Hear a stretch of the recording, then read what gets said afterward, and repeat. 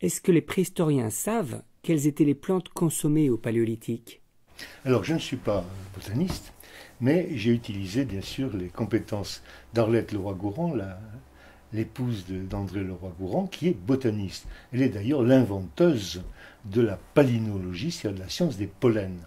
Et elle m'a fourni une liste que j'ai d'ailleurs retravaillée avec un jeune botaniste, naturaliste, et de toutes les plantes qui existaient pendant la glaciation de Wurm, c'est-à-dire au moment des Néandertaliens et au moment des Cro-Magnons.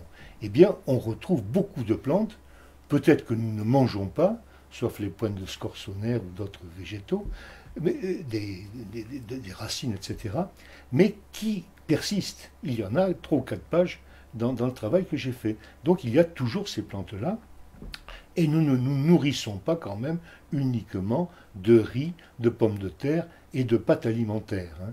C'est une chose. Et puis, là, vous m'incitez à dire quelque chose. C'est-à-dire qu'en définitive, je suis arrivé, moi, à la notion qu'ils consommaient des végétaux par des comparaisons ethnographiques, d'une part. En réalité, il y a eu quelque chose qui est très nouveau dans 2 gisements de Néandertaliens.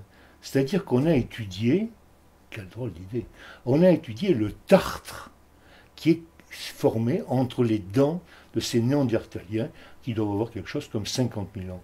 Et dans ce tartre dentaire, on a trouvé des pollens, toujours eux, puisque les pollens, ou plus exactement la carcasse des pollens, se conserve pendant des centaines de milliers d'années.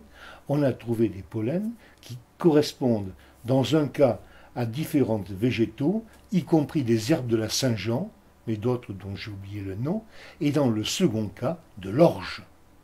Et de l'orge crue, et aussi de l'orge cuite. C'est-à-dire qu'on a la preuve, si vous voulez, par le biais des pollens, qu'ils consommaient des végétaux.